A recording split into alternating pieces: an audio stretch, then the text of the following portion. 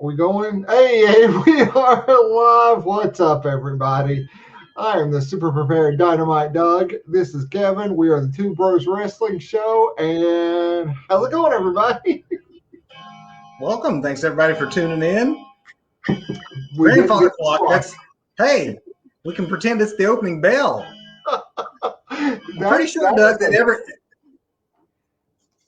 that is a high-quality opening bell you have tonight, Kevin. You know what they say, Doug? Every time a grandfather clock rings, Terry Funk makes a comeback. So I like your original statement earlier before we went on air that it's a Godfather clock. So it's a Godfather clock. I'm expecting some ladies and some dancing.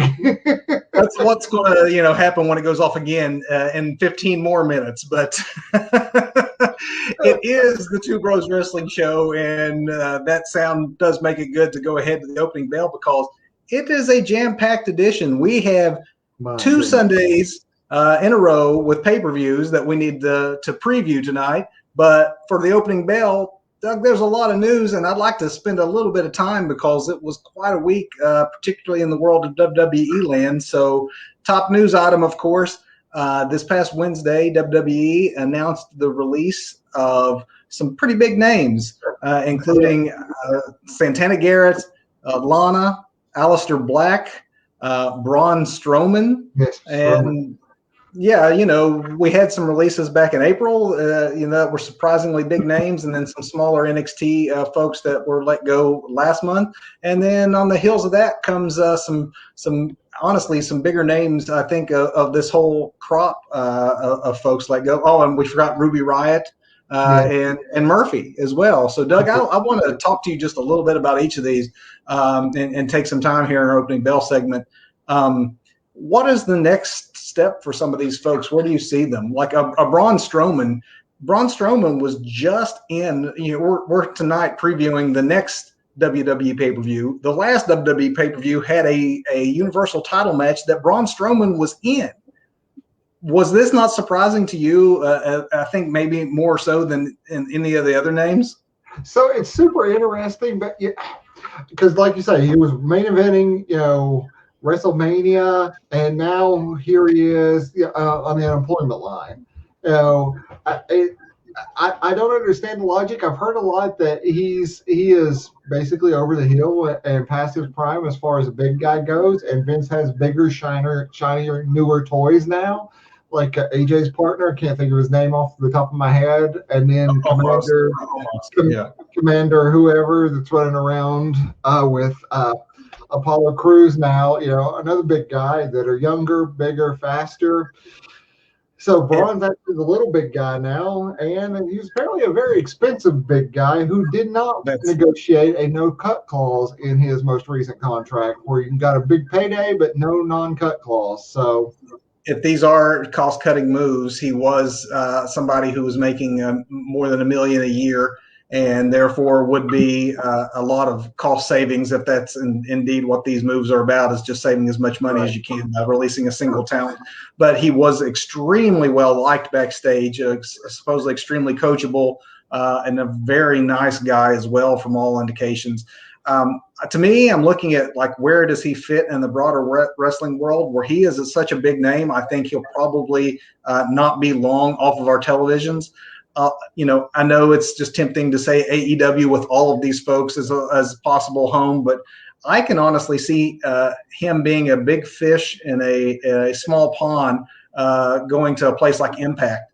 And It's easy to forget that Impact, even though sometimes gets forgotten, Drew McIntyre and Bobby Lashley, the other two guys in that match with him at the last pay-per-view, both reinvented themselves at Impact Wrestling. And I see him being a big face there with, there's Moose. You talk about other big guys, that Madman Fulton, others like that he could match up against down there. Where do you see the big man? Do you think he's AEW bound or elsewhere? I think AEW needs to be careful and not go old school WCW and pick up everybody that's released from the WWE. And I think Tony Khan has been pretty good about that. I'm pretty sure we'll have somebody else, a name pop up in the news here shortly that just made their AEW debut. But Um, I think they really have to be careful, especially that there's so much cost cutting going on right now in the WWE for whatever reason, whether it's to be get the company ready to sell and become more viable, more profitable, or whatever. But I think AEW does need to be careful. I think all these people would be good to hit the Indies, go to Impact, go to Japan, maybe MLW, get out, go to Mexico, make the rest for about a year. Tony has, when WWE is cutting, Tony, all it seems he does is hire. So I agree they need to be careful. They can't continue to hire everybody, or you end up in a WCW situation where you have enough money to hire these folks, but you can't justify why you're hiring them, and the company's not making money. I think the next name on my list, because I was going to go through each of these and think of like where you think they'll land. I think if anybody is cut and ready to maybe go to AEW, I think Aleister Black would be the one that Tony would see as young, not overexposed, underutilized. I think the best fit for Aleister is probably AEW. I totally agree with that.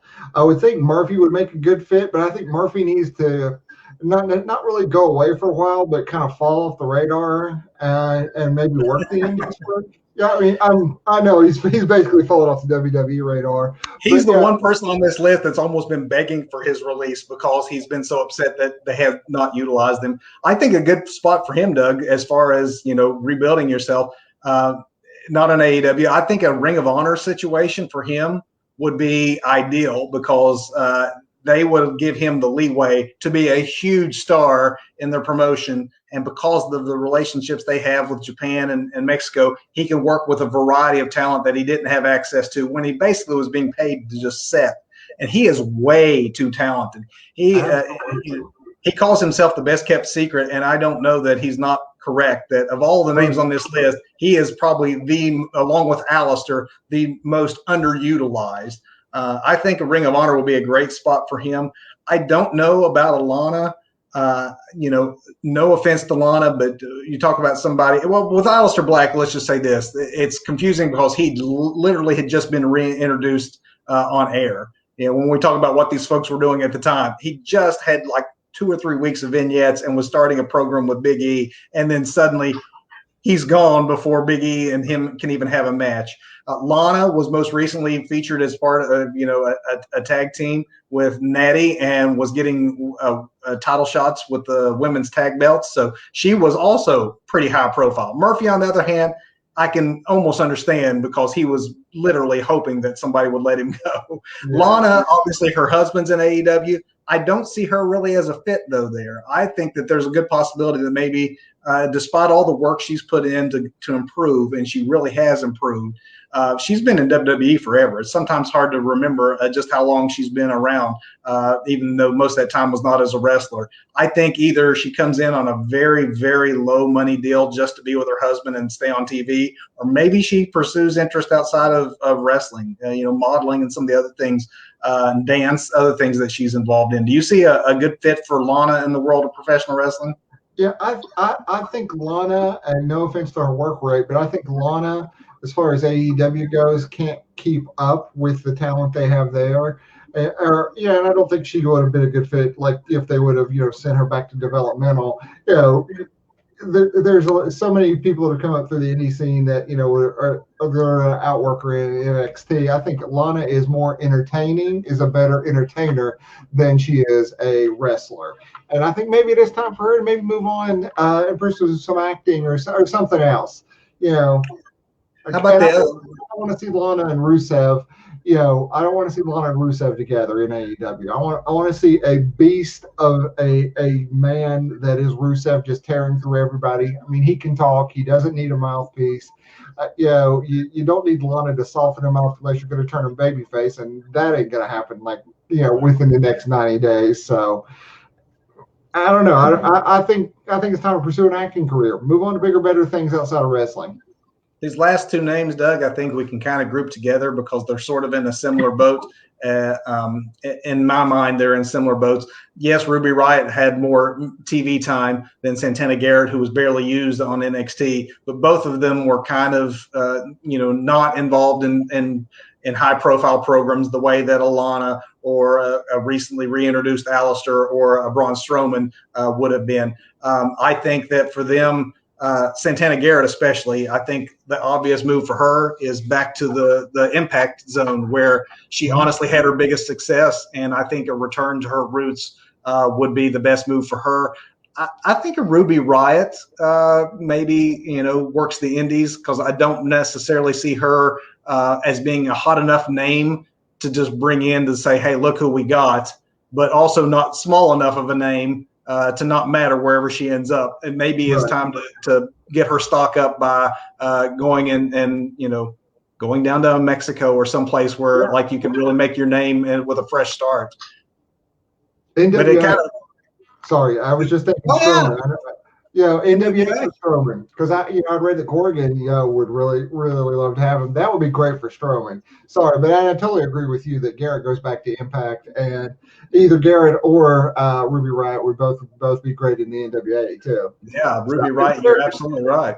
But there are tons of options out there for. Same thing with Murphy, actually, or whatever he's going to go by. Just hopefully something better than Buddy Murphy. That's an awful name for a guy that's so talented. Buddy Murphy sounds like a joke character before you see him work, and then you see him work and realize that he's unbelievable. A powerhouse that also can move. But I think all these people released are going to go on to bigger and better things wherever they go. I don't think many of these names are going to end up in AEW right away, and I think that's a good thing.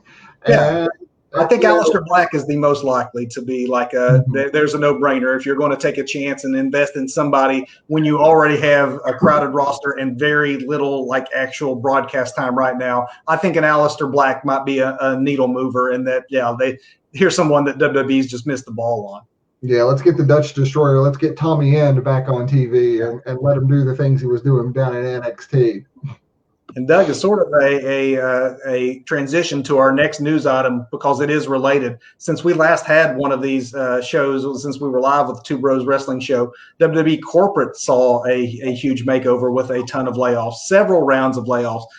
To go along with the layoffs of talent we just were speaking of, to go along with the layoffs in NXT back in May and the main roster back in April, there just continues to be this shedding of salary. These corporate layoffs are going to obviously impact names that none of us are going to recognize if I was to name the people let go, but it still is going to be pretty impactful to what we see in our arenas or on our TV screens.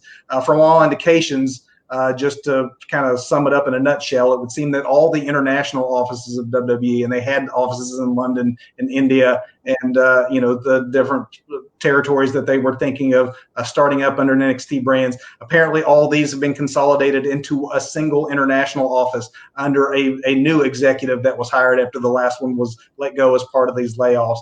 In addition, it would seem that we have the advanced media and television departments being merged, and this includes a lot of people that were let go from the editorial and production side of the house. This includes WWE.com. This includes their YouTube channel being folks that were laid off.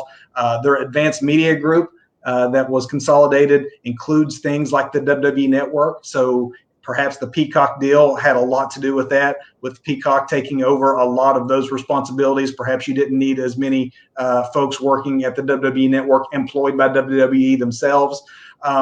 There's a lot of different ways you can look at this. WWE is positioning it as during the COVID era, they have realized there was some redundancies and, different ways they could do workflow to get jobs done. But like you said at the top of the show, Doug, a lot of this stuff, if you add it all together, there are some folks saying that it looks like you're getting the company ready to sell. There are other folks saying that there's, Vince McMahon will die in that job. There's no way that he would sell, and that this is literally a group of new executives coming in and, in their mind, erasing the mistakes of the last regime, which, as we all know, is another good corporate America tactic. So who knows what the real story is on that?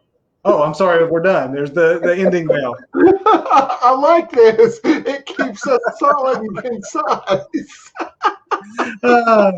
But tough times in WWE, Doug. Well, I have one more WWE story before I move on to the last couple of news items, and it is related. But Tom Phillips was finally let go after first having been demoted back in April. Right before WrestleMania, he was removed from the pay-per-view team and the Raw announce desk and demoted down to 205 Live.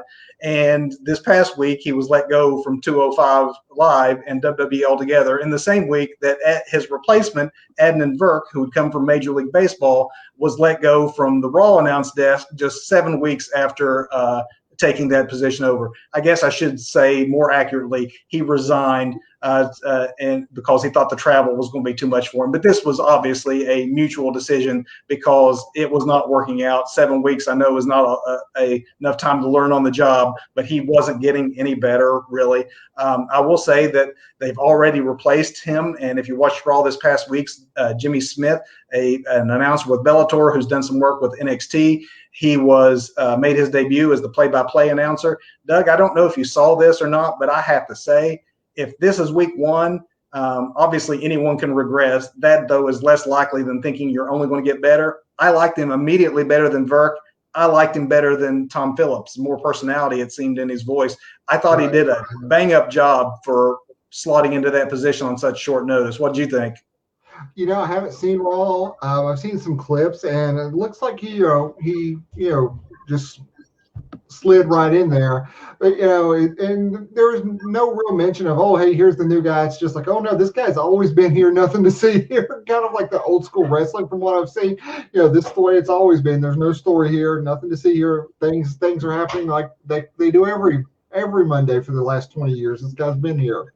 And unlike Virk, who would get names wrong, mispronounce moves, talk in cliches, Smith showed some real product knowledge. So I really do think that he might be, for the first time in a while, a voice that they have there that might actually settle in and seem like a enhancement of the product instead of either just a bland, vanilla individuals there, or someone who was standing out for all the wrong reasons, and that this guy doesn't know his wrestling. What's he doing on my wrestling television? And I really wonder about that too, because I've read things where you mentioned that he was a fan of wrestling like back in the day, like Hulk Hogan, Randy Savage, but hadn't watched the product in quite a while. So I wonder if he did, watch some tapes, did some homework, and wanted to make sure he wasn't like the last guy that he was replacing too. So.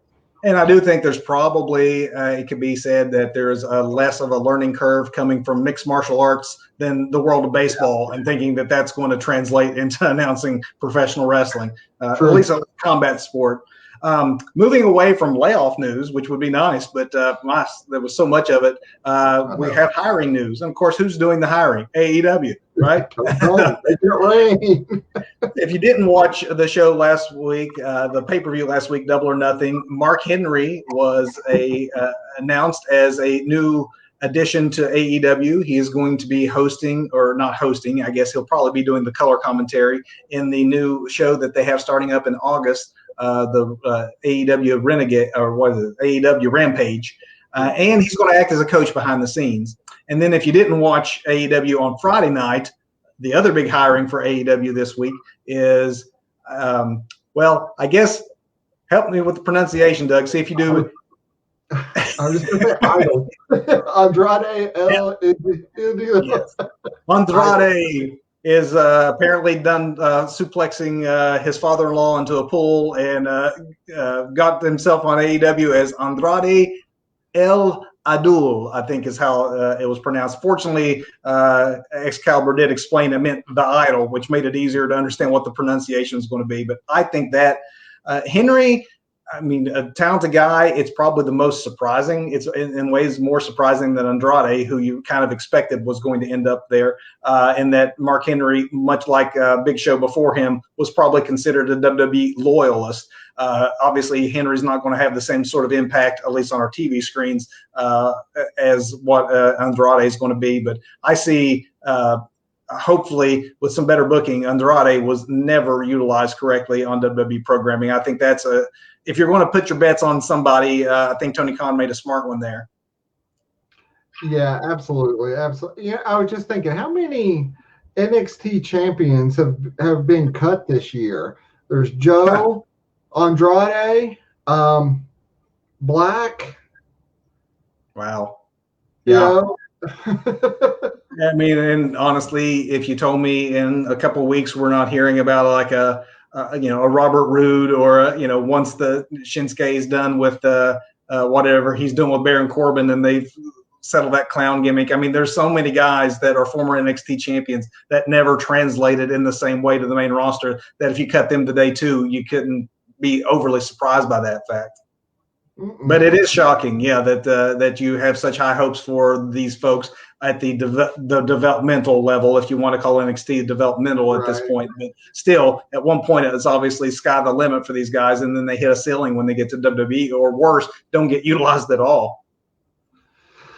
One last piece of news, AEW related. Dynamite has been on for the last 2 weeks on Friday night and not the normal Wednesday night. And folks, because of the NBA playoffs, that is going to continue throughout the month of June. There's not going to be any time this month that AEW is going to be easy to catch at its normal time. It's either going to be Friday nights late or Saturday evenings.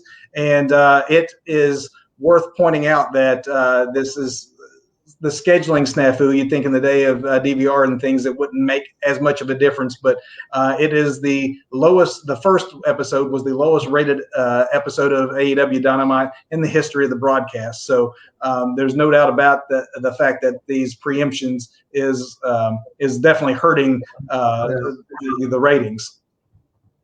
Definitely. And with that, Doug, are you ready to move on?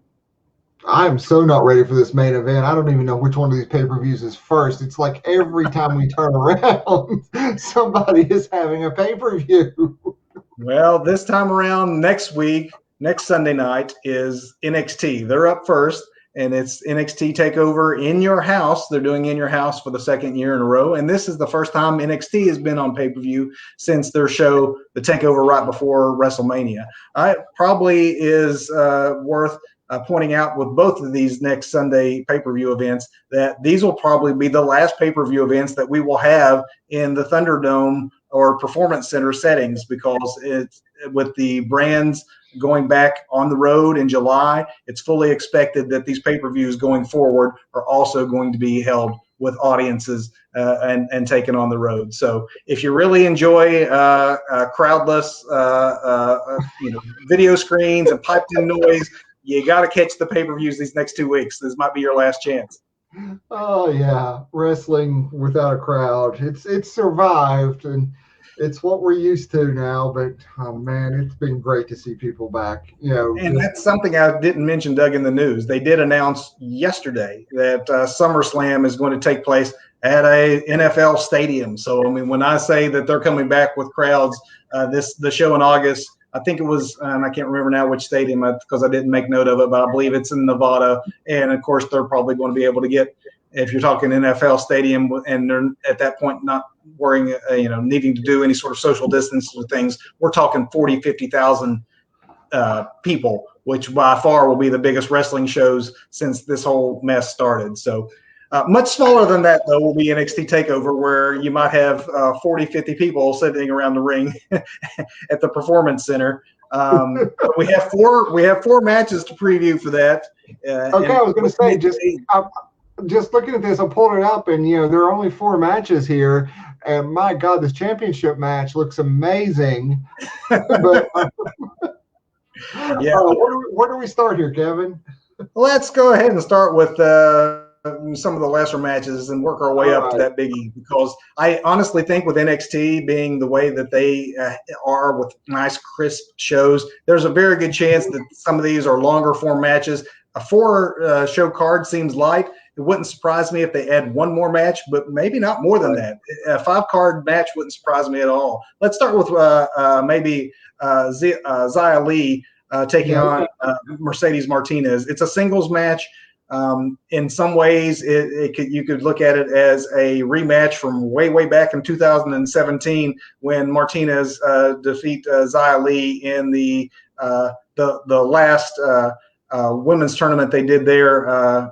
Because I don't think at the time they were it was the Mae Young, I think is what they called the tournament. This time though, I think it's going to be the opposite. They've got this character they're building with Boa and Mei Ying as a stable with Xia Li, and they've invested a lot, I think, into the mystery there. Mercedes Martinez is really good at putting other talent over, and I think that's what she's going to do here.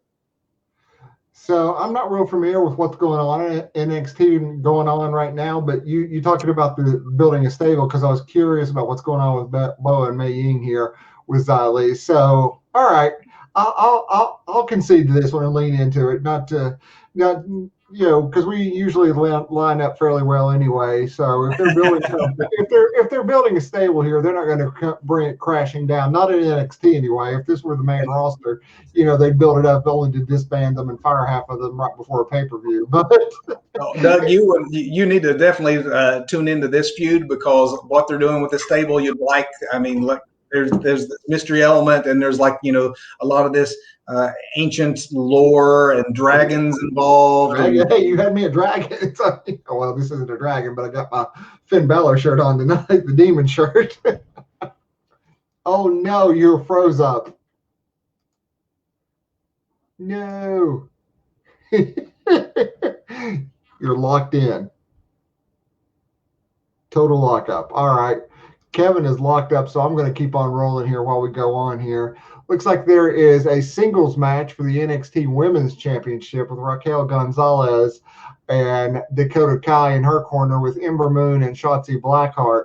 I'm a big Ember Moon fan, but I think it's too early to take the belt off of Gonzalez. Again, not real familiar with what's going on in NXT right now, but I am familiar with the folks involved, and I think Gonzalez will keep this belt and keep things going for the time being.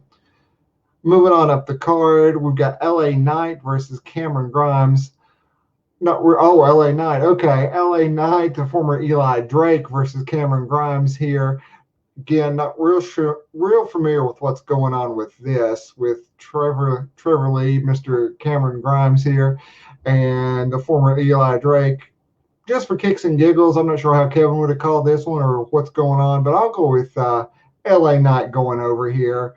And this main event, or what I'm presuming is the main event, my goodness, we are looking at Karrion Kross, Adam Cole, Kyle O'Reilly, Pete Dunne, and Johnny Gargano. Wow, what a main event. A fatal 5-way championship.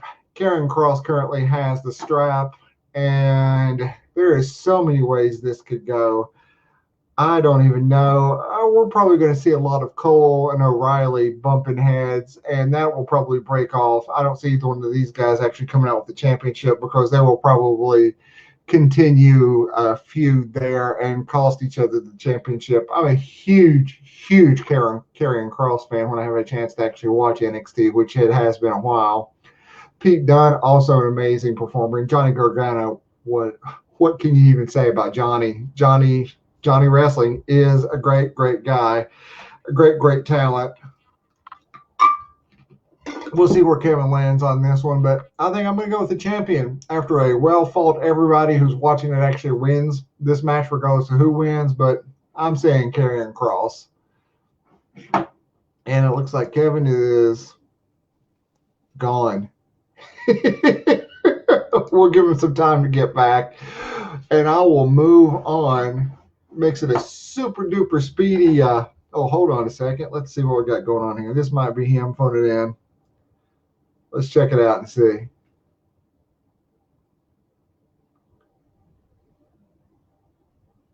Can you admit? Yeah, I'm trying. Oh, nope, he is gone. Try and get him back in the chat, but I'll go ahead and talk about NXT. Actually, I just blew through NXT with that, so here he comes back.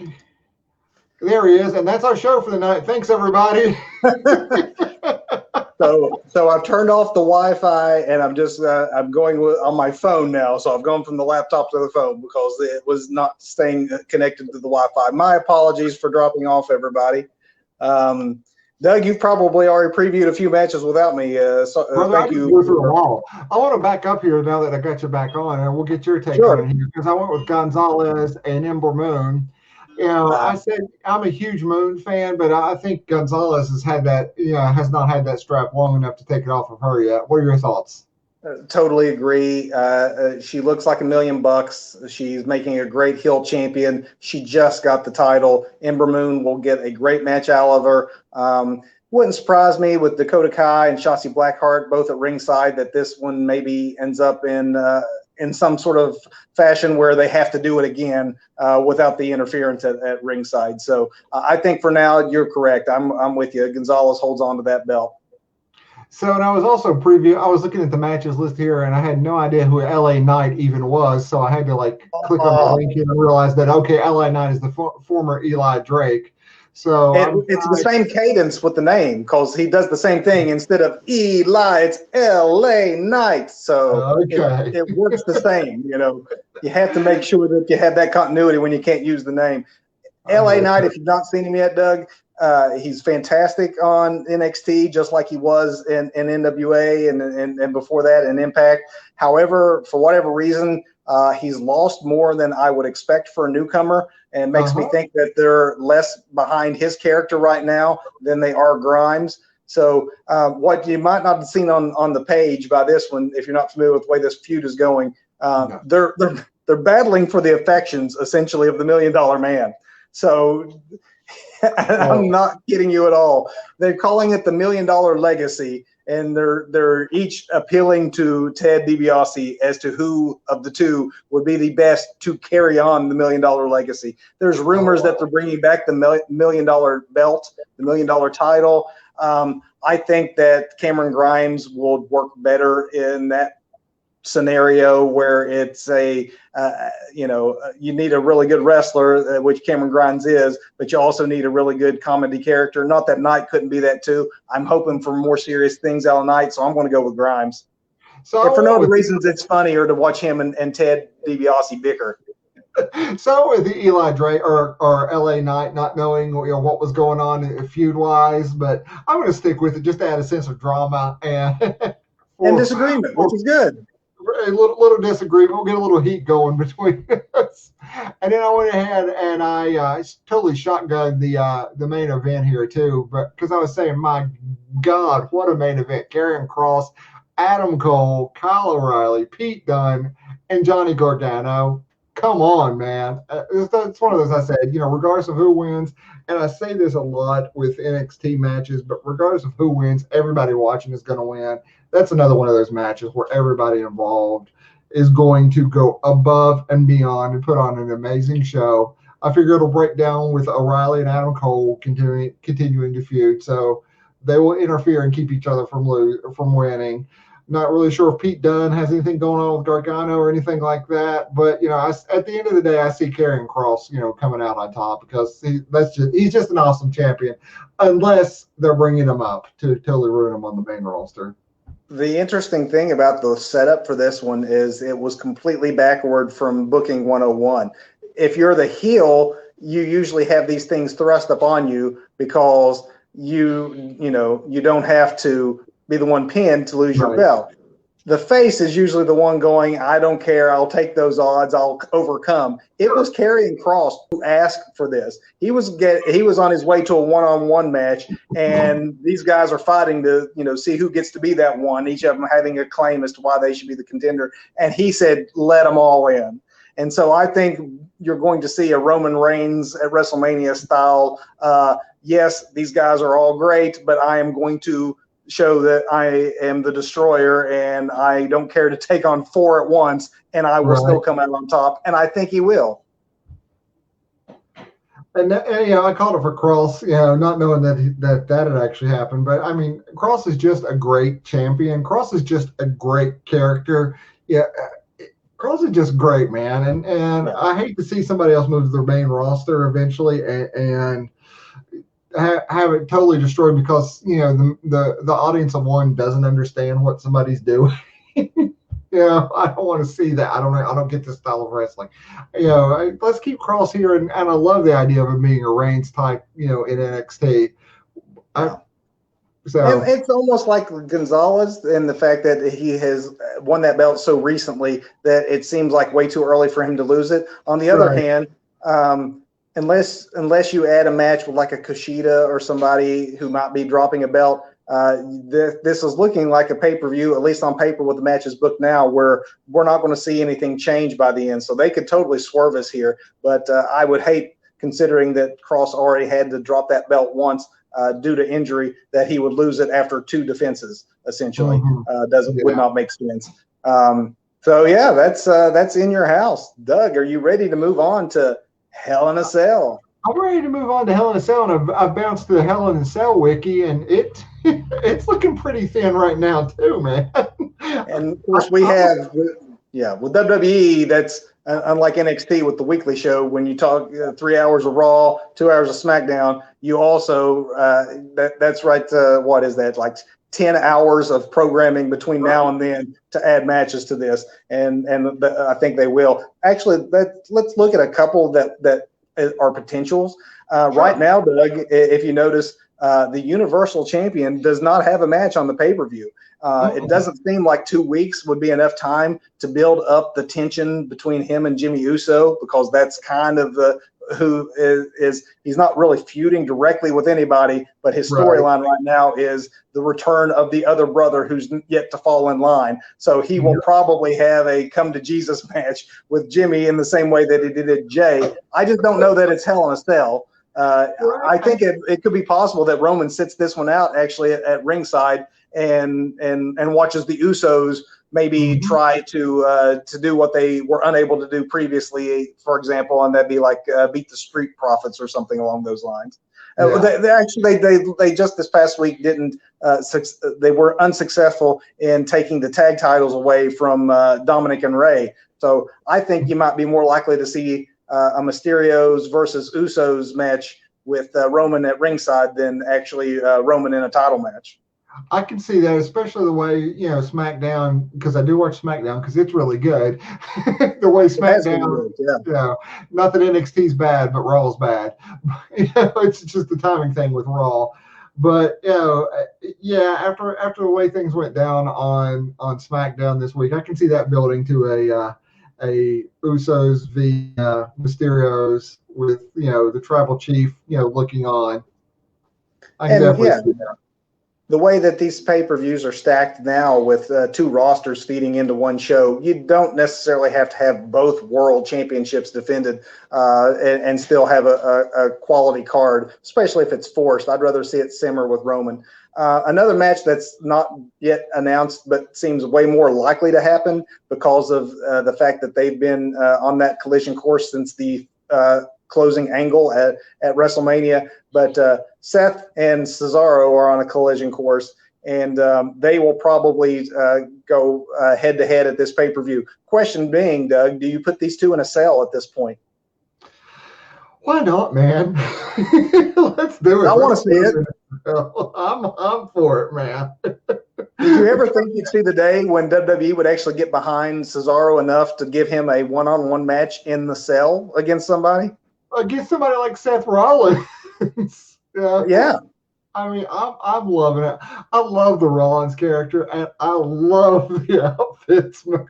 Yeah. Oh, yeah. Total villain, total like comic book villain-esque. Like a comic book anime villain. I just love that whole persona. And, I'm down for let's put him in a cell. Let's do it. Who do you think wins this one? Who goes over if that happens? Because that's going to happen. Whether or not it's in a cell, I don't know. But I think that the feud dictates that it's time for them to have a match. Let's see. So Cesaro went over at WrestleMania, right? So this one, Seth's got to come out on top, and then we get a rubber match at SummerSlam. And if they can skip the one in between, Money in the Bank. Yeah. But I mean, they could definitely have a non-finish if they don't put this in a cell, or a one-on-one finish, and we need to do something to settle it. But I'd be fine for these two taking this program out through SummerSlam. I'm also going to go with Seth Rollins just because I was shocked that he lost at WrestleMania. And I don't think at this point Cesaro loses anything by getting pinned in a great match that is a highlight of the show, especially if it just evens things up one-on-one and keeps him involved in a top-tier program. And especially since the Dirty Hill will be the winner, there'll be shenanigans for that Hill to get the win, so it won't be clean. or at least I'm calling it not clean. Rollins, but not a clean pin, not a clean win. There's one more match that is a possibility, and that's the Raw Tag Team titles against somebody. There's going to be a Battle Royal this Monday, and I imagine that what they're saying that the Tag Team Battle Royal, the winners get a future title shot. Very likely that title shot takes place at this pay-per-view, but let's see what they cook up with that one. It'd be hard to say at this point who would be the logical contender since there's no real storyline behind it. If you want to move on, let's move on to the matches that we actually know are going to happen. So what we're about, before we jump into that, do you think with what actually happened with Sammy and Kevin Owens at the end of the match with KO, do you see something happening there, or do we put Sammy and KO back in something yet again? That, or are we getting into something else?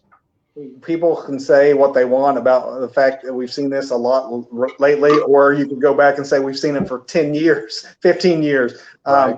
It's never anything but good. So exactly. If they go that direction, I'm not going to complain. Yeah, that's me too. I'm all for it. I was just wondering what you thought if go that way. All right, let's talk about what we know is happening, these championship matches. Yes. Well, SmackDown Women's Championship or Raw Women's Championship? Which you want to do first? Let's go SmackDown. That's the one that was just announced on Friday night, and it's Bayley getting a shot against Bianca Belair. Bayley is, she hasn't really cooled off any since losing at Backlash. That feud seems like it's going to continue, but I think we get another great contest, but I think that Belair takes 2 in a row and then Bayley moves on to the next thing. Yeah, that's what I'm thinking too. They're not taking that off Bianca. There's no reason to do that. Do you think that after this, you get Sasha returning after her sabbatical to maybe start heating things up for a SummerSlam rematch? Maybe. There's definitely money in that because I don't see anybody else stepping up. I don't see nothing against Carmella, but I don't see that as a viable threat. They don't do anything with Naomi, so I don't know who else is even on the SmackDown roster. So, and perhaps this is a way to bring Sasha back too. There's a possibility she with her history with both Bianca and with Bayley. If she makes some sort of statement at this match that keeps it from, because we've already seen Bianca beat Bayley. If this doesn't end in a clean finish, this one wouldn't surprise me going that direction. And because of Sasha Banks, that way you can do a little something between the 3 of them or a Carmella or multiple folks at Money in the Bank. And then Sasha is the solo opponent for the big match at SummerSlam. I can see that. So jumping over to the Raw Women's Championship, Rhea Ripley and Charlotte. What are your thoughts there? And who's the heel and who's the babyface and all that? I'm really confused.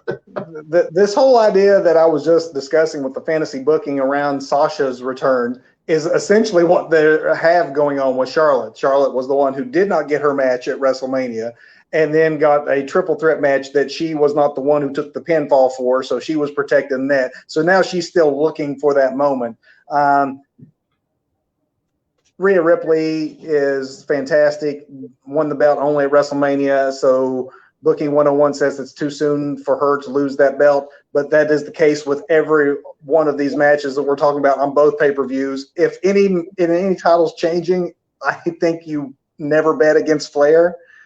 And it wouldn't surprise me if she walked away the 16-time, which is worth, emphasizing 16-time world champion, because that has a bit of a ring to it when you talk about Flair, doesn't it?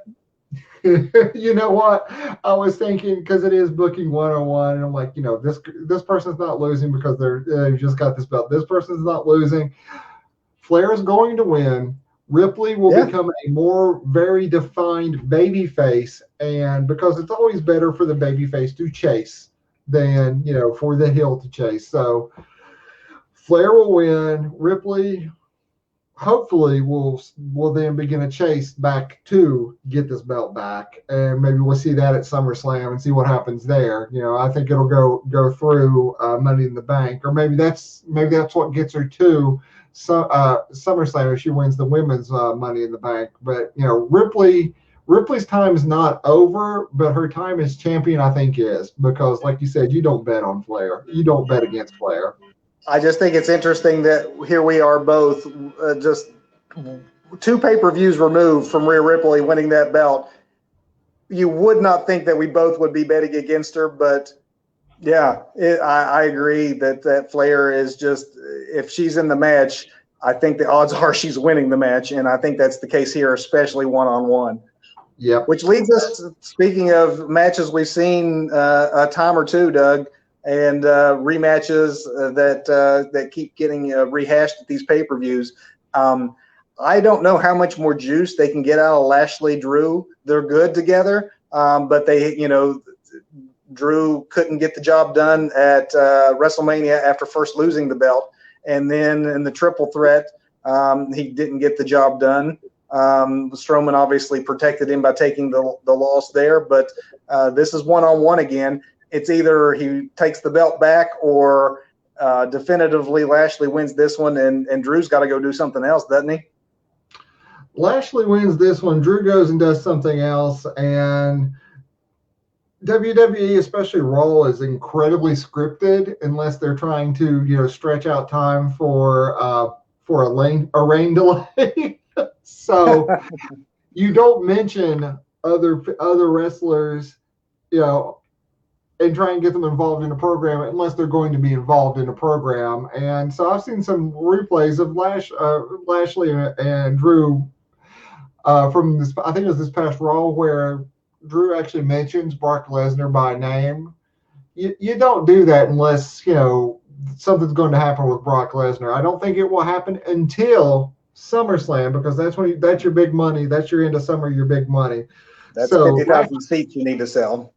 So Lashley's going to keep that belt until, I think he'll keep it after SummerSlam too. But I'm seeing a Lesnar-Lashley battle at some point in the future, and I think Drew's going to lose and then go on to do something else. What that something is, I'm not sure. Hell, they may fire him next week. The way things go. Everything that I had heard is that that people were happy with the job that Drew did. So I think his loss here, because I agree he's losing again, I don't think it's going to be any reflection on a lack of confidence that they have in him. I think they'll put him in another main event program or keep him near the main event so that he can return to it at some point. But it's obvious that Lashley's being protected and groomed for something bigger. And that bigger thing that we haven't seen, unlike this, which we've seen multiple times now, would definitely be a Beast versus Bobby Lashley matchup on a big stage. I mean, I don't want to see Lesnar come back. I think we talked about this in a past show where we're talking about a challenger for Reigns. I think the incredible threat is Lesnar, but I think, SummerSlam is a place for Lesnar to come back. He's been mentioned on WWE Air, and he's not under contract that we are aware of. So there's something going on behind the scenes to actually mention him by name. We'll see where that goes. I think that if you're looking at this and all the matches seem to have pretty obvious outcomes, then I think throwing in a surprise like a Brock Lesnar return or a Sasha Banks return or both, just to pop the crowd or pop the internet, I guess, since they're not going to be in front of a crowd, right. But to start planning that road to SummerSlam and to get some buzz coming off the show where there likely won't be because of any title changes. I think that that's a very real possibility here. Yeah.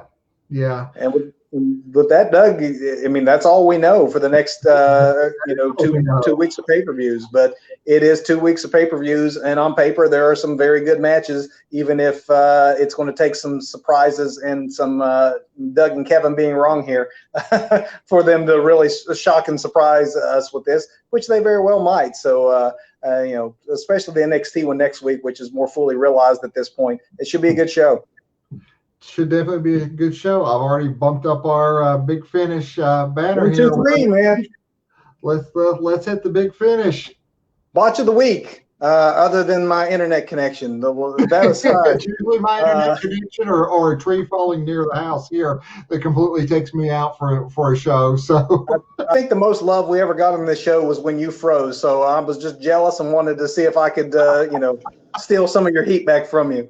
For me, my botch of the week is another just comical one. It just made me laugh because it was not a big deal, but wrestling has not been generally known through the years as being great at continuity. There's just so many hours of TV they produce so rapidly and live that sometimes no one's paying attention to the details. But still, this not this past week, but since we've had a show 2 weeks ago on Impact, it was the tried and true wrestling formula of let's bring in the doctor to give us the update on the wrestler. And so they talked to Dr. Ross about the condition of the athlete. Dr. Ross answered, the question, though clearly his lab coat read Dr. Foreman. So maybe he borrowed his partner's lab coat and because he was in such a rush. But yes, the lab coat said Dr. Foreman, and they referred to him, and he answered as Dr. Ross. That's my botch of the week. Maybe it was Dr. Ross Foreman, and everybody's like super informal with him. They're still showing the respect that he has earned by obtaining his MD or his DO. But he's one of these newer informal docs. Like, no, just call me Ross, and they call him Doctor. Yeah, exactly. There you go. So even though it's like Dr. Foreman is officially it's Dr. Foreman, but he's cool with just being Dr. Ross. Dr. Ross Foreman. I like it. Maybe that's what it was. Do you have a botch, Doug? I know we talk about botches and embarrassments. I got to swing back to an embarrassment because when you are a company that has made the most money that you've ever made in this past year during a global pandemic, there comes a point where you can't claim budget cuts anymore and you can't claim things are tight. I mean, it is very embarrassing week after week, especially after posting those earnings that they have, that they've had this banner year. And I get it from a business standpoint in order to continue to have banner years. But a lot of the cuts that have come from like last year's, was a Black Wednesday when they started just slashing their roster. I got to give an embarrassment to the week to the WWE for just, I don't know. The court of public perception is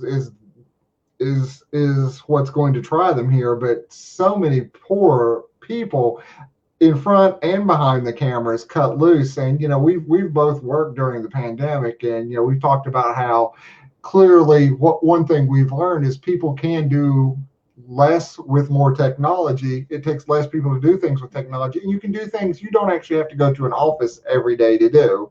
A lot of stuff can be done from home, and I get cost cutting, but my goodness, this seems it's embarrassing how it's perceived anyway, that there's just so much greed within this huge company that's just going hand over fist to collect everything at this point.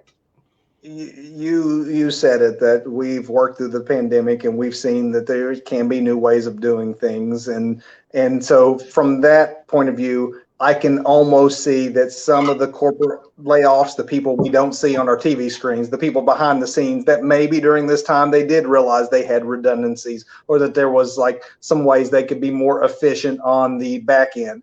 But when you're letting that much talent go on the front end, and maybe it is just cost cutting or getting rid of contracts they think are bad deals, maybe that's what it is. But it's hard to see that and not at least speculate when you're making that much money that they're looking to make that much more by being greedy. I mean, I've had to furlough folks in the past during the pandemic, but I've brought them all back to work. There's nobody on my staff making $1 million a year, though. And maybe that's a way to look at it. But still, everybody's back to work. If you don't have a WWE network, maybe you don't need all the people in production. If that I get, but Braun Strowman, you're just getting rid of $1 million because you want another $1 million added to the bottom line. That's already making record profits. It looks bad. 100% agree. Doug, do you have a performer of the week? Because I have two that I'm torn. maybe I can make it easier for you. I don't know. I really need some new shirts because I need to once again this week acknowledge the head of the table and the tribal chief consistently, and the Usos as well. Consistently, their performances are incredible. They are the best thing going in what I'm watching on WWE. Again, I'm missing the NXT UK and NXT right now, but the product I am being able to see, I carve out time to watch SmackDown just like I carve out time to make sure I watch Dynamite now. And that is only because of Roman Reigns and the excellent work that not just Reigns, that entire tribe is producing week after week after week. Excellent performers all around. And be sure to have the fourth man in there. You got to get Paul Heyman in there. Absolutely. My favorite part of SmackDown this last week, I think, of the whole show was Roman Reigns watching the match unfold on the TV screen, and Paul Heyman nodded. I mean, he just the whole time was only looking at what Roman's reaction. And I love the way that after the match, Reigns like, bring them to me now. Oh, yeah. In the ring when he asked for them, and Paul, like, immediately runs and, like, starts yelling, hey, cue their music, cue their music. Like, it's hilarious to me. Yeah. It's top-notch work. For me, I'm actually going to do the opposite of Doug for a change. I'm going to go out of WWE and go to AEW. That's usually Doug's move. My performers of the week, and they represent both ends of this spectrum. The oldest guy on the WWE roster and the youngest guy or one of the younger guys on the WWE roster. Coming out of this past week's Double or Nothing, I know we didn't do a show last Sunday, but we watched the pay-per-view together. It was a fantastic production beginning to end, great pay-per-view. But Jungle Boy won the Casino Battle Royal in a match that was greatly enhanced by the fact that there was a live crowd there, and that crowd wanted him so bad to win that it elevated the performance, and he is a star in the making. On the other end of the spectrum, you have a 62-year-old or 62-year-old who hasn't been in the ring in front of a live crowd in 6 years. And no, he didn't put on a, Kenny Omega performance, but it was a long form match, and he did a whole lot more and looked a whole lot better than anyone at that age who's been out of the ring that long has any right to. I never was a huge Sting mark, but credit where it's due. The man's doing drop kicks in his 60s. You weren't seeing Flair do that when he was there at the end. So kudos to Sting for just a great performance and overperforming, and kudos to Jungle Boy for what looks to be, you're Luke Perry's kid. Like, I mean, you're literally like the kid of a famous Hollywood star. You have your dad's looks, and you have all this athletic ability, and the crowd wants you so bad, and you have the funnest theme song in wrestling. So great work by all involved. And match of the week, Doug, I don't know about you, but mine's coming from the Double or Nothing pay-per-view. So is mine. Top of the card. When you watched me, because we both knew that Kenny Omega wasn't losing this, and yet I'm still there sitting next to you, popping by the fact that if they can have make me think that Orange Cassidy might actually win when I know he won't. Something really good is going on in the ring, and something really good was going on in the ring with these three men. Absolutely. I know earlier in the night, during the Casino Battle Royal, it comes down to Christian and Jungle Boy, and I'm like, Kevin, it's not happening. Cage is going over. It's not happening. It's not happening. It happened. And then at that point, I realized that, AEW, I'm so caught up in WWE booking. Like you book this guy, you get him over, that's why he's there. No, actually Christian, just like Mark Henry and just like Big Show, or Paul Wright, are there to get over new talent. They legitimately are there. That's what they're there for. They're bringing a couple more eyes to the product, but they're putting over the new talent, which is what Cage did there. So by the time you get to that triple threat, which was amazing, definitely my match of the week as well, I'm right there with you going, well, maybe Orange Cassidy does win this. We all knew better. It's not happening. It could happen. I don't know anymore. And I love because of just how good. Yeah. Thinking anything can happen again. I love that feeling. Anything can happen, and you never know who you're going to see. I'm hoping that we get a Aleister Black versus Andrade feud going on AEW by the time they have their next pay-per-view. You never know, because they're hitting it on all cylinders. Double or Nothing was a great success too. We didn't note it in the news, but they think that it looks like the numbers are maybe the second best pay-per-view they've ever had. So there's no doubt about it. TV ratings are suffering just because of things out of their control, but creatively they're in a good spot right now. Absolutely. Look at that, a crisp hour, even with covering 2 pay-per-views and technical difficulties. And the Godfather clock is getting ready to ring in, which see, there we go. There we go. We need the Godfather clock for our shows to keep us in time. It means that I think it means if it's the Godfather clock, that means the Ho train's coming through here. And of course, it's 2021. We can't show that on the Two Bros Wrestling show, Doug. So we better get out of here before that comes through here. Kevin, what are we doing next week? We're not live. We're live after a pay-per-view, right? The next 2 weeks, yes, not at our normal 8 o'clock time, but hopefully you guys are tuning in to NXT TakeOver in your house, and then Hell in a Cell, and will join us afterwards as we talk about what we liked, what we didn't, and who was right or wrong as we made these predictions. Let's see if we get some surprises. All right, everybody. We will see you next week, a little bit later, but we'll be here and hope you are too. Have a good one, everybody. Take care.